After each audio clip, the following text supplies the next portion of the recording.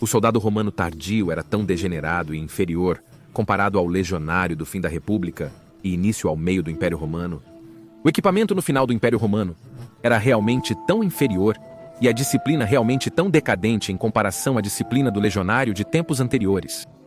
Bem, amigos da história romana, espero conseguir mostrar a vocês que mesmo que à primeira vista possa parecer assim, na realidade o soldado romano tardio era tão formidável combatente quanto o legionário do início.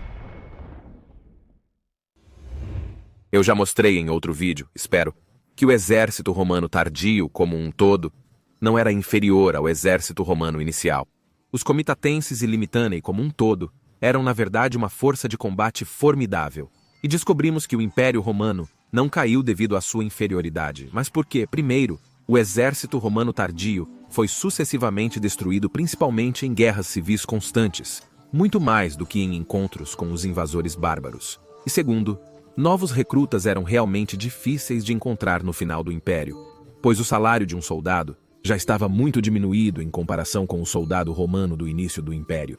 Ponto 2 refere-se à desvalorização da moeda romana. Discuti esses assuntos nos 2 vídeos, onde analisei todo o exército romano. Mas agora eu gostaria de analisar os soldados individuais do exército romano tardio e do início, e ver se é realmente verdade que o equipamento deles se deteriorou tanto e que eram absolutamente inferiores a um legionário do início. Se observarmos o exército romano inicial, e com isso quero dizer o exército romano, após as reformas do lendário Caio Mário em 107 a.C., que reformou completamente o exército romano no famoso sistema de legiões e auxiliares, com equipamentos que se tornaram tão conhecidos. Depois de Mário, o exército romano era composto por soldados profissionais altamente treinados, que se alistavam a serviço de Roma, recebiam um salário realmente bom e até ganhavam uma boa porção de terra após servir a Roma por 20 anos. Desde a época de Mário até a época de Caracalla, durante mais de 300 anos, estima-se que havia cerca de 200.000 legionários. Então essas eram as unidades de elite com equipamento superior e que teriam a cidadania romana, consistindo assim de romanos itálicos. E então havia pelo menos a mesma quantidade, provavelmente mais, cerca de 300.000 tropas auxiliares, que seriam recrutadas das populações locais das províncias romanas não itálicas, que não eram cidadãos romanos. O legionário romano do início do Império é o que é comumente retratado na mídia ao falar sobre o exército romano. Ele estava equipado com um capacete galea de forma típica, a armadura de batalha lórica segmentada. Esta é a famosa armadura de batalha segmentada. Depois, um escudo retangular chamado scutum, em seguida, uma lança de arremesso chamada pilum, e a espada curta romana chamada gladius. Embora ainda seja debatido o quão comum esse equipamento realmente era. Por exemplo, a armadura lórica segmentada era realmente muito trabalhosa de manter, e, portanto, às vezes se pensa que nem todo legionário usava tal armadura, mas que a cota de malha, a lorica ramata, ou a armadura de escamas, a lorica squamata, eram na verdade mais usadas. Algumas unidades especializadas, como aquelas que empregavam armas de cerco, por exemplo, balistas e onagros, também faziam parte da legião típica.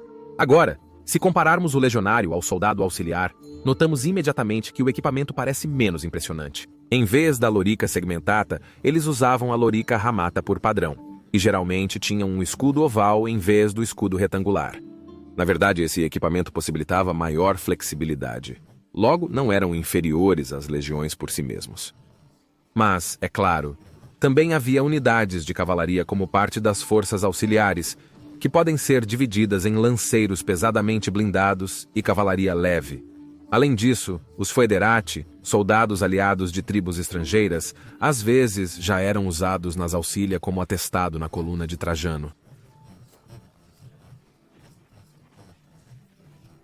Então, isso significa que, para ter uma força de combate equilibrada, as legiões precisariam ser acompanhadas por tropas auxiliares, a fim de também ter unidades de cavalaria ou arqueiros na mistura de combate. E esse foi basicamente um sistema que permaneceu assim com algumas pequenas mudanças até a crise do terceiro século. Como tantas vezes na história romana, é novamente a crise do terceiro século quando as coisas começariam a mudar dramaticamente. Mas antes, curta este vídeo e inscreva-se para não perder vídeos futuros da fascinante era do fim do Império Romano.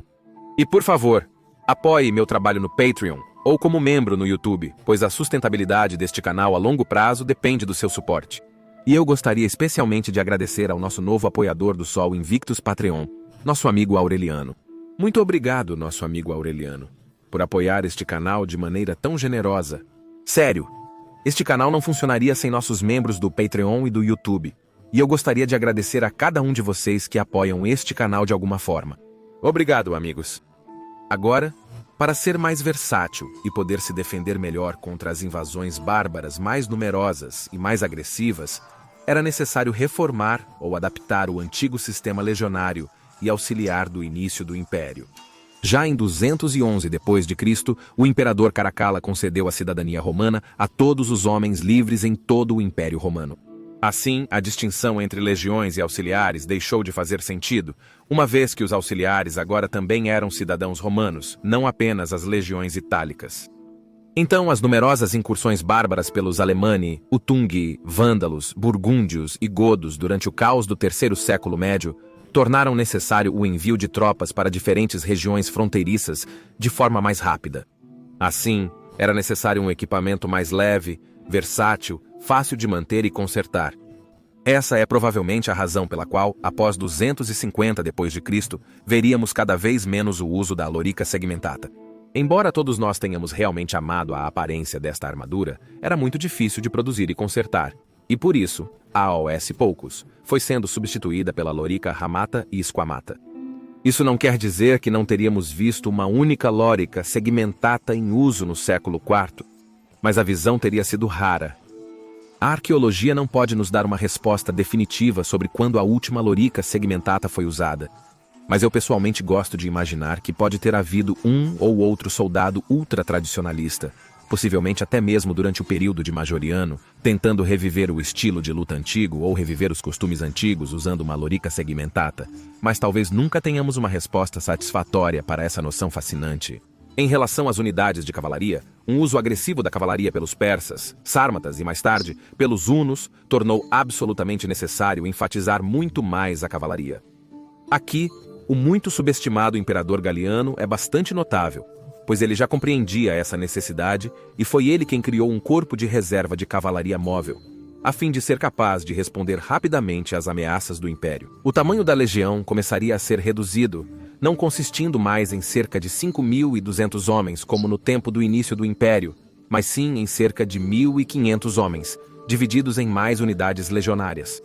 Então foram os anos tumultuados de 230 a cerca de 280 d.C., quando o Império Romano quase caiu, que as unidades militares mudariam drasticamente. As legiões clássicas e auxiliares deram lugar a AOS Comitatenses e Limitanei. Os Comitatenses eram basicamente a continuação das legiões, e tecnicamente ainda eram legiões, mas como eu disse, de tamanho menor. No entanto, o que realmente mudou foi o equipamento que eles usaram. Para ser mais flexível e melhor adaptado, AOS Novos Inimigos de Roma, o típico soldado do Comitatus agora usava um tipo diferente de capacete. Era mais encapsulado e talvez oferecesse melhor proteção. E como dissemos, a armadura preferida agora não era mais a lorica segmentata, mas sim a lorica ramata ou escavamata.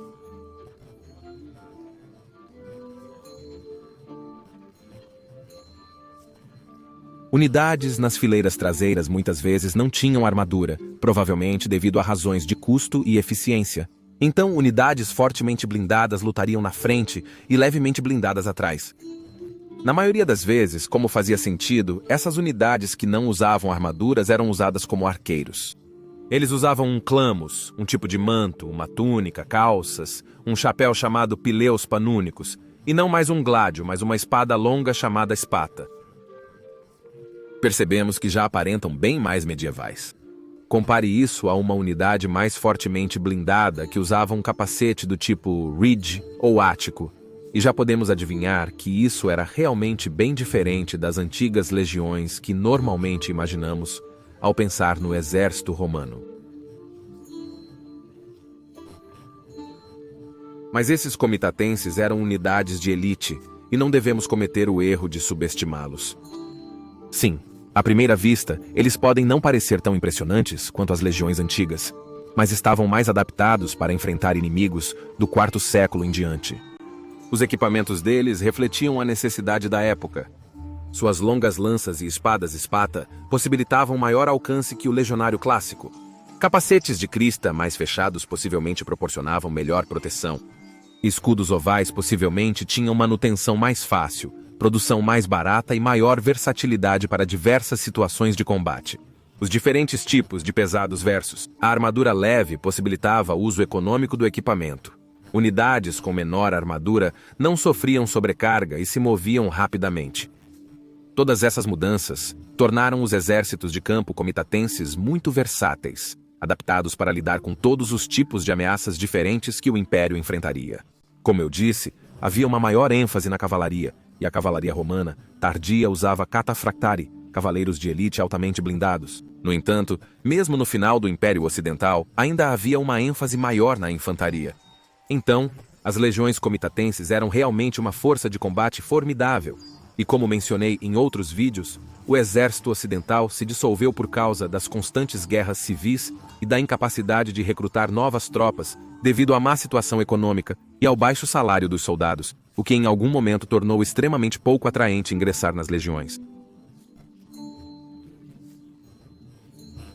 Uma prática muito comum, especialmente na Itália nos séculos IV e V, para evitar o recrutamento, conforme descrito pelo historiador romano tardio Amiano Marcelino. Os limitanei, por outro lado, as tropas de fronteira, eram frequentemente recrutados de tribos locais, de forma semelhante às unidades auxiliares antigas. Seus equipamentos às vezes diferiam dos comitatenses, mas em geral eles eram estacionários nas fronteiras, onde invasões bárbaras ocorriam com mais frequência após o IV século, enquanto os comitatenses eram a grande espinha dorsal militar, que poderia, quando a necessidade urgente surgisse, ser enviada através do Império para reforçar os limitanei onde fosse necessário. E o soldado romano tardio não era inferior ao legionário inicial. Seu equipamento estava melhor adaptado às necessidades da época, e de fato, os romanos venceram muitas vitórias gigantes contra os invasores germânicos até o fim. Sobre o suposto declínio na disciplina, devemos ter muito cuidado aqui, porque essa teoria vem em grande parte de Vegetius, um escritor do final do século 400 ou início do século 500, que era um tradicionalista e acreditava que as maneiras mais antigas do exército romano eram melhores. Ele impulsionou a ideia de que o exército romano tardio era indisciplinado e degenerado comparado às primeiras legiões imperiais, e essa noção, curiosamente, sobreviveu até os tempos modernos. Vemos novamente como nossas visões modernas são às vezes ainda ditadas e influenciadas por escritores antigos de 1500 anos atrás. Vou precisar fazer um vídeo sobre como nossa visão da história romana é muito tendenciosa, porque geralmente se origina de historiadores e autores que também eram frequentemente tendenciosos. Mas o exército da época não era tão degenerado, já que Stilicho obteve grandes vitórias contra diversos invasores germânicos no início dos anos 400, derrotando-os frequentemente. Então, mais tarde, Constantius III teve bastante sucesso contra os invasores germânicos. Eles ainda conquistaram grandes vitórias com esses comitatenses e limitanei, e eles foram lentamente dissolvidos no decorrer do século V no Ocidente, porque em algum momento simplesmente não havia mais receita tributária suficiente para recrutar novas tropas de alta qualidade, e o salário e os incentivos para se tornar um soldado haviam se deteriorado demais. Assim, na época de Magorian, a maioria das tropas já era inteiramente recrutada de tribos germânicas e era composta por foederati bárbaros. Mas os comitatenses e limitanei sobreviveram no Império Romano do Oriente, e a última legião romana, de fato a Legio Quinta Macedônica, pode ser rastreada até a conquista árabe, sendo mencionada pela última vez em 637 d.C., 700 anos após sua fundação. Foi então, no século VII, que essas antigas unidades militares romanas se transformaram novamente no exército romano oriental ou bizantino, sobre o qual, é claro, vou precisar fazer um vídeo inteiro, porque, embora diferentes, muitas táticas, estratégias e equipamentos romanos sobreviveram bem até a Idade Média no Império Romano do Oriente. E se você estiver interessado em aprender mais sobre como o exército romano se transformou do início ao fim do Império, você pode assistir a este vídeo aqui no canto superior direito. Se quiser saber por que o exército romano tardio teve dificuldade em recrutar, assista ao vídeo no canto inferior direito. Eu agradeço novamente a todos os amigos da história romana, gratias, tibiago e bem-estar.